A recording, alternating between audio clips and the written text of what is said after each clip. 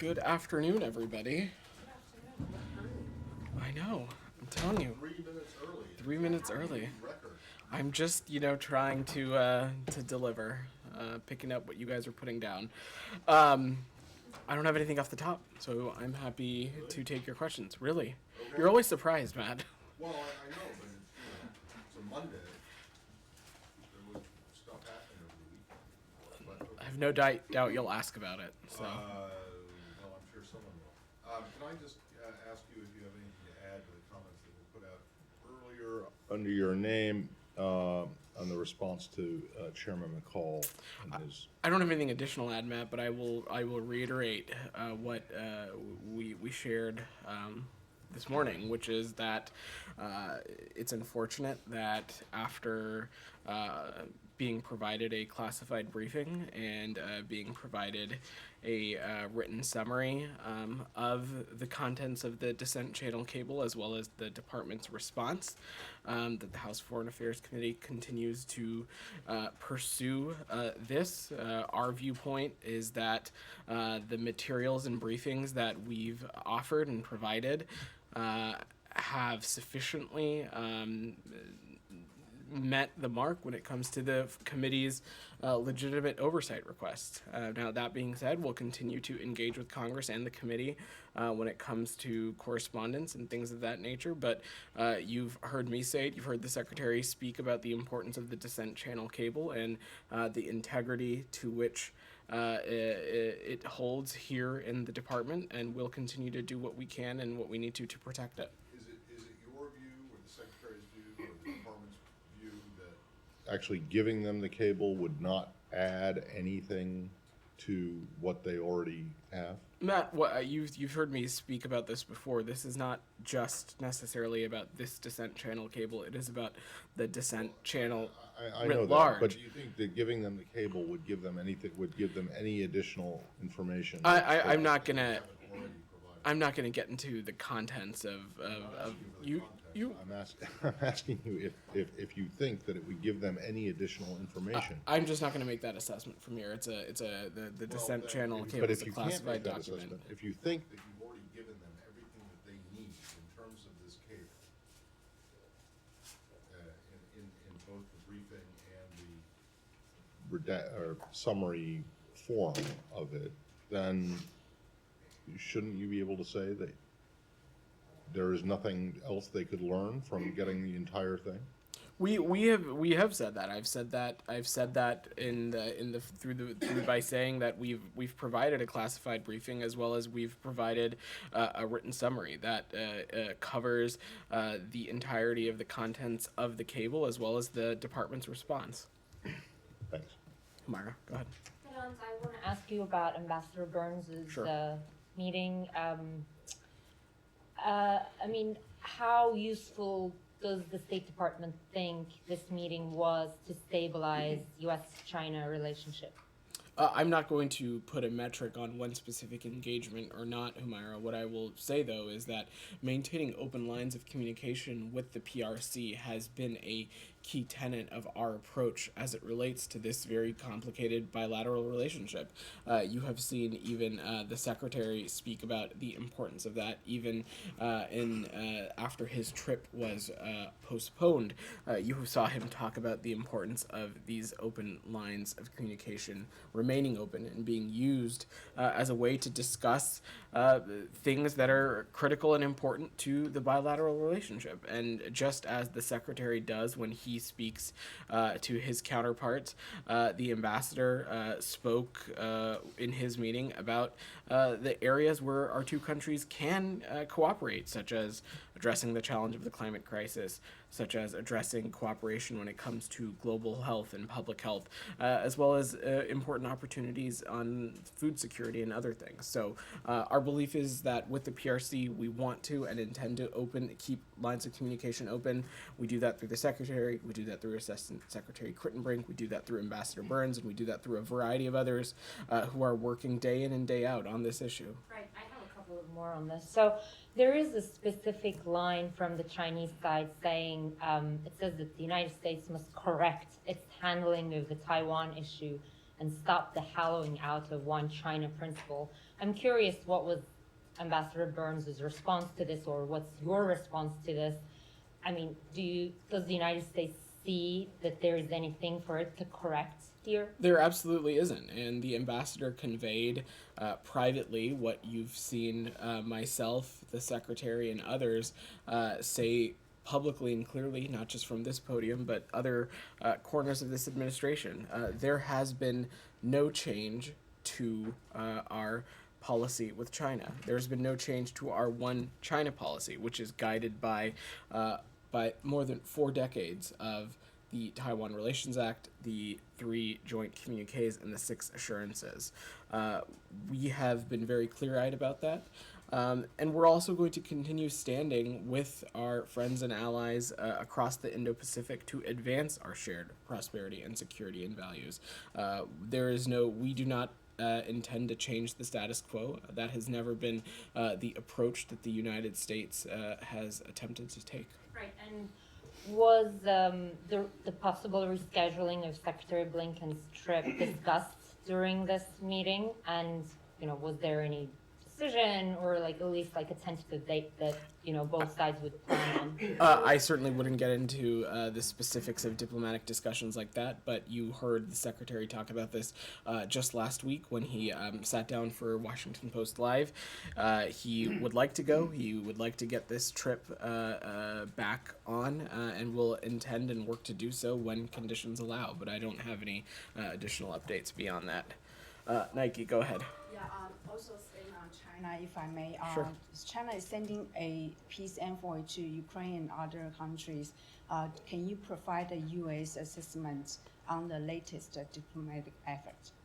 What I would say is that any diplomatic effort relating to a peace between Russia and Ukraine needs to be undertaken and conducted in close coordination with our Ukrainian partners. We've long felt and long believed that the PRC has an appropriate role they can play, and we also strongly believe that the PRC needs to hear not just from the Russians, but also from our Ukrainian partners. The PRC, for any country that belief that territorial integrity and territorial sovereignty are important values and important principles to be governed by, it is critically important to be in close coordination and to hear from our Ukrainian partners who have been subject to barbaric and unjust and unlawful invasions and attacks since February of 2022. Given the close ties between the Chinese envoy to Russia, he is among the very few foreigners that received the medal of friendliness from Russian President Putin. Do you have any assessment on the neutrality? I don't have any assessment, but in any through this lens of Russia and Ukraine, the important perspective to remember is that actions from any country are going to speak louder than words, and I'll reiterate again that any undertaking of diplomacy by any country needs to happen in close coordination with our Ukrainian partners. The terms of diplomacy and the terms of these negotiations, or of any negotiations, and the path forward is for our Ukrainian partners to decide. It is their country that is being invaded. It is their country that is being subjugated to Russian drones and missiles and attacks on a week-by-week basis. So we'll continue to support our Ukrainian partners. You saw us announce another presidential drawdown late last week. We'll also continue to take steps to hold the Russian Federation accountable. Janie, go ahead. Thank you, Madam.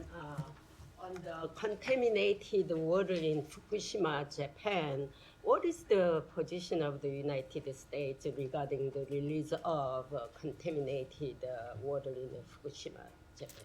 I'd have to check on that, Jenny. I'm not tracking that, but I can check with the team and see if we can get back to you. One Sure, more. go ahead. South Korea and United States Japan cooperation will be more effective if Korea-Japan relations are stronger in order to respond to North Korean nuclear issue. But the public opinion of the Korean people is that Japan should not give indulgence to Japan's brutal act, such as the forced labor of South Koreans in the past. How does the United States evaluate this? Jenny, what I'll say is that we welcomed the news from this past week that the Japan ROK summit took place, and we commend Prime Minister Kishida and President Yoon for their leadership. This is an important new chapter and a new beginning for our alliance partners and an example of real leadership. This produced new momentum between like-minded countries that respect rule of law and are equally committed and share a commitment to advancing peace and prosperity in the Indo-Pacific region. And we'll continue to work through the alliance with the ROK and Japan and other partners to advance these interests as well. Go ahead. To Ambassador Burns, Sure. to his meeting. So Ambassador Burns last week, he called for cabinet level talk to be reopened between United States and China, and then we saw this meeting just took place today. Do you see this as a sign that the United States and China will reopen the high level leadership conversation? We believe that there are important areas of potential cooperation between our two countries, like in areas of climate change, like in areas of food security, as well as global health. There's also important work to collaborate on addressing the precursors for the fentanyl crisis. So there's a number of areas where we believe it will benefit both of our countries to continue to communicate, and our intention has always been to maintain lines of communication with the PRC. We know there are other secretaries like Secretary of Treasury, Secretary of Commerce, who also they are willing to visit China. Is there going to be a sequence of which secretary will go first? I'm not going to speak to any potential cabinet travel. What I will say is that I will reiterate what Secretary Blinken said so clearly last week, is that he intends to go, and he intends to go as soon as conditions allow and we're able to get that trip back on the books. Lastly, Sure. This wasn't the first time Ambassador Burns meet with Chinese Foreign Minister Qin Gang. They had met before when he was ambassador to the United States. So how do you characterize this second meeting between both of them? I'm not going to characterize this meeting any further than what I've said. What I will say is that we maintain important lines of communications with a number of officials across the PRC. Obviously, that will relate to the respective individual and who their appropriate counterpart was. As you know, when Secretary Blinken was secretary, and obviously when Foreign Minister Qin Gang was ambassador to the United States, they had a number of opportunities to engage as well. But the important thing here is that we would like there to continue to be open lines of communication between our two countries. Alex, go ahead. Thanks, Noel. Oh, sorry, Leon, I'll come to you after. All right. Go ahead, Alex. Thanks so much. A couple of questions. Let me start with Ukraine. Last night was the heaviest, most intense, I would say, drone attack on Kiev since early this year. Do you have any reaction to the fact that Russians are shifting and re-targeting Kiev again? What I'll say, Alex, is that this is just another line item in the litany of list of Russian aggression on Ukraine. You saw me speak to this a little bit last week, but there was an instant in which Kiev and Ukraine were subject to numerous missiles and drones, and this kind of action and activity is just unacceptable and another example of the Russian aggression. Has the last couple of days, let's say, have they changed your calculus on Wagner? The fact that they announced they're going to leave and they stayed to probably to spin our heads about their tactics. Has there been any change in terms of recognizing Wagner Group as a terrorist group as it is? We have, as you know, Alex, we have designated the Wagner Group, as a transnational threat group. That we've previously done that because we continue to believe that the group is largely motivated by profit, not motivated by fame or some of these other things that are made when assessments are happening for a potential FTO designation. What I will also say is that we know that the Wagner Group, when they are active in a country, that country is less stable, less secure. It often finds its natural resources and minerals exploited upon. But the important thing to remember here, Alex, is that this conflict has not gone to plan according to Putin. The Russian Federation has had to scrape around for additional personnel for this conflict. Now they are relying on the Wagner Group and its band of ex-convicts to do much of this work. And rather for Putin to withdraw from Ukraine and stop the needless loss of life, the Russian Federation has chosen time and time again to escalate. And this, unfortunately, we are seeing that wreak havoc across Ukraine, including on Kyiv, as you so mentioned. So the United States will continue to take steps to support our Ukrainian partners. As I said, we announced a drawdown late last week, and will continue to take steps to hold the Russian Federation accountable. Jackson, go ahead. I have two more. Please come back. I'll come back to you. Actually, let me go to Leon, who's had his hand up. Jackson, then I'll come to you. Leon, I'm sorry. Yeah, no problem. Moving on to Saudi Arabia. So the National Security Advisor, of course, was there this weekend, last week. And I was wondering, the readout from the White House, of course, mentions the help of Saudi Arabia in Yemen, with the troops in Yemen, of course, in Sudan for the evacuation. It doesn't mention any other subjects, for example, human rights or what have you. We're a far cry from a couple of months ago where the president was saying there would be consequences and re-examination of the relations with Saudi. And so where do we stand now? Is everything good with Saudi Arabia right now? Leon, what I will say and what you've heard me say before is that we have a multiplicity of interests as it relates to our relationship with Saudi Arabia. There are a number of factors at play, and they've also been an integral partner in a number of endeavors, including as recently they've played an immense role in welcoming American citizens who are seeking safety from Sudan. They also played a role in facilitating these ongoing initial negotiations between the SAF and the RSF. But beyond that, Leon, we do have a multiplicity of interests, whether they be a security interest, an economic interest. I'll also note that we have nearly 80,000 American citizens living in the Kingdom of Saudi Arabia. And so our bilateral relationship and the avenues that we choose to pursue and the areas that we choose to focus on keeps those individuals in mind, as well as their safety and security. So precisely, given the fact that there are 80,000 Americans in Saudi Arabia, given the fact that Saudi is helping out, has helped out, and is in Sudan for the evacuation of American citizens and in Yemen and all there, are your hands tied precisely because of that? Do you deal with other issues with Saudi Arabia? We can walk and chew gum. When there are areas of concerns between any partner, we raise them and we discuss them privately.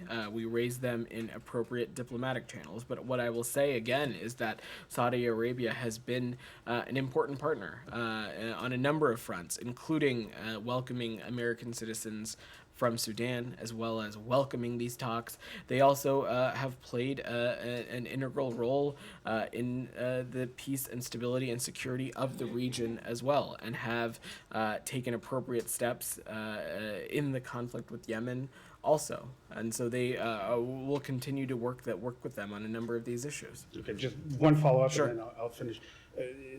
By sending Jake Sullivan to Riyadh this weekend, after several months where there were really not so many back and forth, what is the message you're sending right now? Is it back to normal with Saudi Arabia? I'm not going to speak for the White House from here, Leon, but the message is the same message that we have said all along, is that Saudi Arabia is an important partner in the region, of which the United States has a multiplicity of interests in front of, whether they be security interests, trade interests. I'll also note that Saudi Arabia has played an important role in conflicts like Sudan, in the crisis in Yemen. They've also played an important role in when the president visited in June through steps like the welcoming of flights from Israel and other places. So this is, of course, something that we're going to continue to engage on.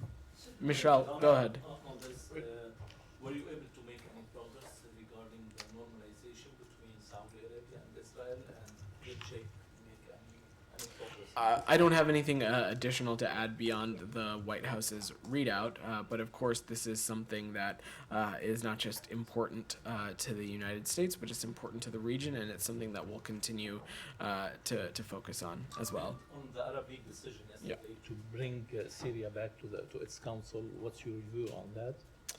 You've heard me talk about this last week, Michelle. We do not believe that Syria merits readmission to the Arab League at this time, and it's a point that we've made clear with all of our partners.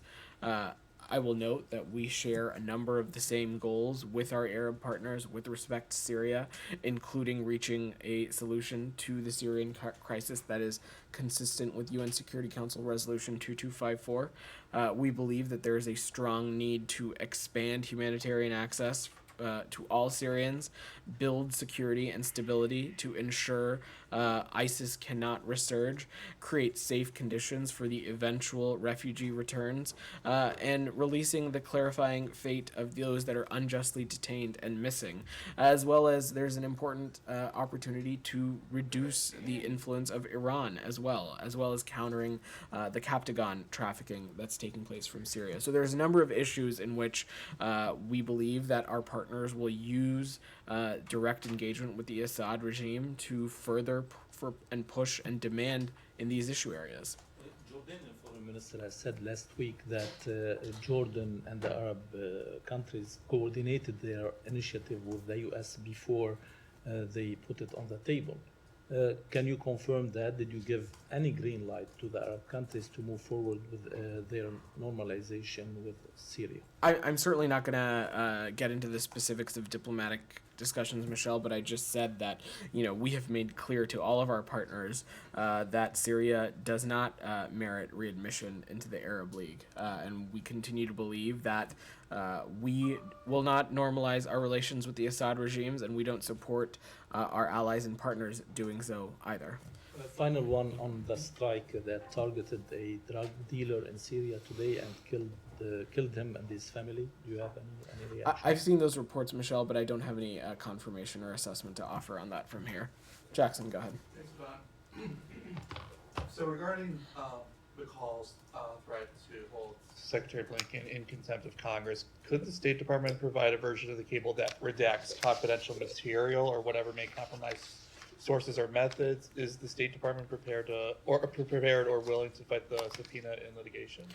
We're going to continue to engage with Congress appropriately as it relates to their legitimate requests for information and oversight function. But we also have already provided a classified briefing as well as a summary of the dissent channel cable, as well as a summary of the department's response. And so we feel that that has sufficiently conveyed appropriate information. And ahead of Title 42 expiring this week, is the State Department prepared to do its part in what will likely be a huge influx of asylum seekers? Well, you saw Secretary Blinken and Secretary Mayorkas speak to this last week or the week before, where you saw us announce a number of lines of effort that the State Department is undertaking in coordination with regional partners, in coordination with, of course, the Department of Homeland Security, actions like regional processing centers and ensuring that relevant legal pathways for illegal migrants are on the table. And so we'll continue to work in close coordination to do that. And Camilla, go ahead. Go ahead, Camilla. Yes, thank you so much. I just wanted to go back to... I meant Camilla Schick from CBS. Sorry, go ahead. Thank you. Senator Van Hollen has written to the Secretary asking for a new report by the U.S. Secretary Coordinator for Israel and the Palestinian Authority on last year's death of American journalist Shirin Abu Akleh. He wants it to be handed over for congressional review. Has the Secretary responded? Will State hand it over? And what's the difference between this new report and what the Security Coordinator's conclusion was put out last year? I'm not going to get into the specifics of our engagements with Congress, Camilla. We, of course, will work closely with congressional partners for the provision of any new document, but I don't have any additional updates on that at this time. Now, go ahead in the back. Yeah. And, it's good to see you, by the way, Vedant, and I'd like to bring you back to the question of Sudan, if you will. I'm going to share some sentiments from my audience members. One of them is a Dr. Sedant, and this is likely the same sentiments that thousands of people in Khartoum are feeling right now. She says that the choices are stay home and die, or step out and be shot or bombed.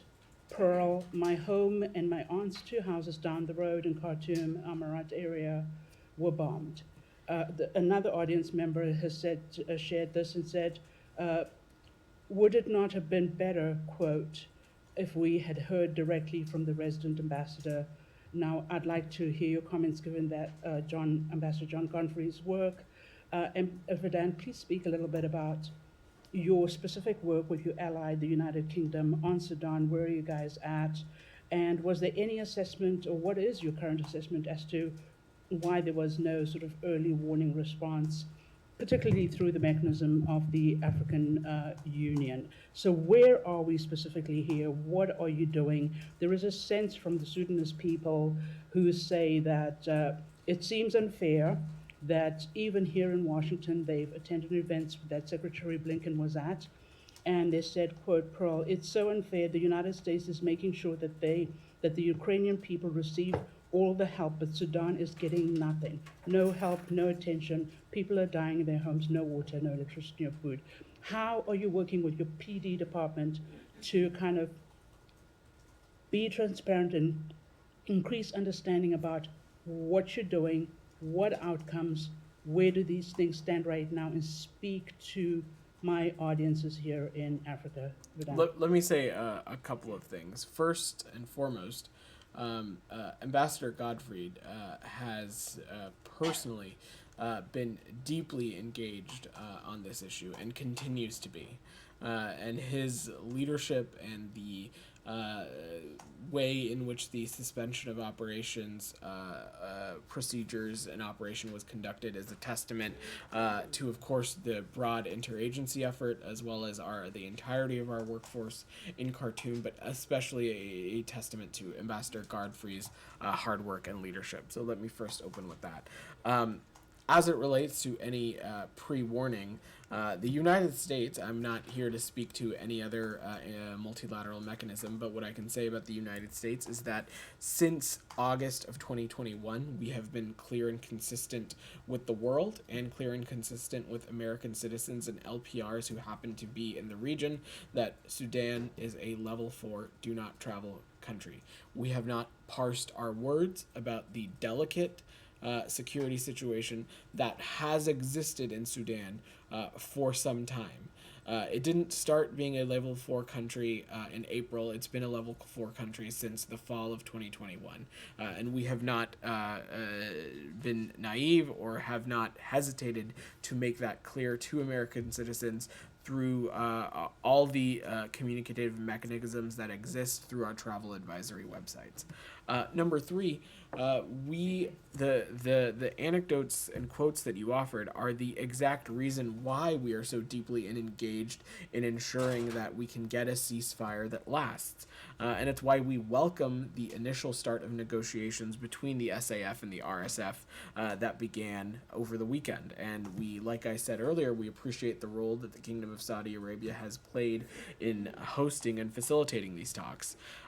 It's our understanding that the parties began a review of a proposed declaration of commitment to protect civilians and facilitate humanitarian actions in Sudan. We also are continuing to engage civilian leaders resistance committees, and civil society to work towards the shared goal of establishing civilian democratic governance in Sudan as soon as possible. We believe that is the will of the Sudanese people. And so the United States is not hesitating to get its hands dirty, to be deeply engaged in this process. The Secretary personally has engaged with both of these generals a number of times, has engaged with his counterparts in the UK, in the United Arab Emirates, in Saudi Arabia on these very important issues, and will continue to be deeply engaged on this. Dan, can I give you a follow-up? There is some question as to why the United States embraced even talking to these two generals, right? Given that, arriving at this country did not come through democratic means. So could you not have used alternative methods or innovative methods, maybe through some network diplomacy, pressure, or working with your allies in the international community, perhaps some additional pressure and engagement with Saudi Arabia, so that you did not have to have this direct engagement, sort of embracing? I'm going to stop you right there. I'm going to stop you right there to say it was the direct engagement of the United States that allowed the creation of the security conditions so our allies and partners and American citizens and LPRs and others had the opportunity to get to safety through a variety of mechanisms that had existed in Sudan to get to safety. So that is why the United States was so keen on engaging directly and why we take our responsibility in this matter so seriously and why we've been so deeply engaged. There are multiple avenues of pursuit here. One of them, of course, is the continued ceasefire to get us to establishing a civilian democratic governance in Sudan. But the other piece of this is ensuring that security conditions can persist so American citizens, LPRs, the citizens of our allies and partners can get to safety. Ksenia, go ahead. Thank you so much. Secretary Blinken is meeting today with the Prime Minister of North Macedonia. Can you please preview Secretary Blinken's expectations for today's meeting and the main themes, what we can expect that they talk about? Well, I've been doing this long enough to know to not get ahead of the Secretary, but let me just say a couple of things. North Macedonia is a strong NATO ally partner. It is one of NATO's newest members and current OSCE chair, and it has been a strong and vocal supporter of Ukraine's sovereignty and territorial integrity. North Macedonia has provided military, humanitarian, and energy infrastructure support to our Ukrainian partners. And we are also a strong supporter of North Macedonia's integration into the EU, and we believe that the future of the Western Balkans is squarely within the European Union. And so I expect the Secretary will raise a number of these issues, but I'm not going to get ahead of that, and I'm sure we'll have a more formal readout following. Geeta, go ahead. Thank you, Vedant. In Iran today, the authorities executed 2 people on charges of blasphemy. Was wondering if you have any comments and what, if anything, the U.S. can do to put a stop to capital punishment in that country. We condemn these executions, Geeta, and these latest executions are a grave reminder of the Iranian regime's penchant for abusing and violating the human rights of the Iranian people. All blasphemy laws remain an affront to human rights worldwide, including in Iran. And so the United States will continue to take appropriate action in accordance with our allies and partners to continue to hold the Iranian regime accountable for its egregious human rights abuses. You have seen, Geeta, since I've been here, us not hesitate to take action when it comes to this, specifically targeting some of the human rights atrocities that we've seen take place from the regime in Tehran. Go ahead. Thank you. I'd like to follow up on Japan, South Korean summit yesterday. Both leaders also discussed about having China ROK Japan trilateral meeting reportedly by the end of this year. Obviously, China is not comfortable to see growing U.S. ROK Japan trilateral cooperation these days. So, from U.S. standpoint, how do you assess the potential restart of China ROK Japan trilateral summit? Well, that is a question for our partners in the ROK and our Japanese partners. We've been very clear that we do not ask countries to choose between the United States and the PRC or the United States and any country. What our relationships and our bilateral engagements are and the foreign policy we choose to pursue is about what a partnership with the United States can look like. And we are very confident in the deep partnerships that we have with Japan as well as the ROK. As you know, the Secretary just had the opportunity to return from Japan a number of weeks ago, where he had the opportunity to not just meet with Prime Minister Kishida, but also Foreign Minister Hayashi. We just hosted the Republic of Korea for what I think was a very successful state visit, where the President and President Yoon had the opportunity to announce the Washington Declaration. So we will continue to work through bilateral mechanisms with our relationship with both of these countries, but also trilaterally with the ROK and Japan about deepening our relationship and enhancing peace and prosperity in the Indo-Pacific region as well. Go ahead. On Russia, on Saturday, General Budanov, he's the head of Ukraine's military intelligence, gave an interview to Yahoo News, and he was asked whether Ukraine had anything to do with the killing of Daria Dugina in August in Russia, and he refused to reply, but he said that Ukraine has been killing Russians, and Ukraine will continue killing Russians all around the world. Do you have any comments here? So we have been very clear that we do not condone the targeting of civilians, whether that be in Russia or whether that be in Ukraine or in any part of the world, and that continues to be the case. Go ahead. Yeah, hello. The question is about Victory Day in Moscow. Tomorrow, leaders of Armenia, Kazakhstan, Kyrgyzstan, Tajikistan, Uzbekistan, and Belarus will attend Victory Day parade in Moscow. So, are there any concerns from the perspective of Department of State that such multilateral visits undermine the U.S. efforts to isolate Russia? And follow up quickly, does the U.S. Ambassador Lynn Tracy has any plans to take part in any tomorrow festive activities in Moscow or make any public statements related to this memorable day? Thank you. I will let the team in Moscow speak to the ambassador's schedule. I don't have anything offered to hear from here. And on your first part of your question, I just don't have an assessment to provide. Countries are at their whim to participate in any celebratory activity that they choose. Go ahead. Thank you. I would like to move to Turkey. Sure. Next week on Sunday, presidential and general elections are taking place in Turkey. I'm sure that the State Department will be following election closely.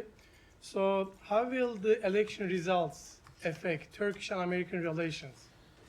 They won't. We will continue to work together with whatever government is chosen by the Turkish people. And we'll continuing to deepen those relationships, work on a number of areas of cooperation and shared priorities. Turkey is, of course, an important NATO ally and has played an integral role in a number of issues that are important to the United States. I will just point the role that Turkey has played in convening and making the Black Sea Grain Initiative a reality. Just because of their leadership and convening role, that there is a mechanism now so that Russia does not weaponize grain. But broadly, the U.S. does not take sides in elections. Our only hope is to see a free and fair election rooted in a democratic process. Go ahead in the back, Rio. Yeah. Follow-up question on the Japan-South Korean summit held on Sunday. And regarding the Washington Declaration you just mentioned, South Korean President Yoon said that Washington Declaration is a bilateral agreement between Korea and the U.S., but they do not rule out Japan's participation in the Washington Declaration. And my question is, how do you see the possibility to expand the Washington Declaration to trilateral cooperation, including Japan, or the possibility to make a new trilateral consultative mechanism on extended deterrence, including Japan? Look, Rio, I don't have any changes to the Washington Declaration to announce today, but we, of course, welcome increased collaboration between our partners in the ROK and our partners in Japan, as well as increased collaboration trilaterally as well. We believe all of these things are good for all three of our countries. They are good for advancing peace and prosperity in the Indo-Pacific region, but I don't have any new policy to announce today. Go ahead. The Kurdistan Region Deputy Prime Minister Talabani met with his Prime Minister Barzani today, and this comes after the Barbara League's meeting with them last week. My question is that, what's your comment on this meeting, and is there any pressure from the U.S. on the Kurdish political party, first to come together, and second to have an election this year? I'm gonna have to get back to you on that one. Yeah. Last week, the U.S. State Department officials, including Ambassador Leif, spoke at the same event in the Iraqi Forum in Baghdad, as some of the Iranian-backed forces leaders that are listed in FTO were a keynote speaker. Is there any change in your policy towards those leaders on groups? There's no change in policy. Alex, go ahead. Thanks a lot. And moving to South Caucasus, if you Sure. don't mind. Does the Secretary stand by his early assessment that last week's dialogue in Washington was successful?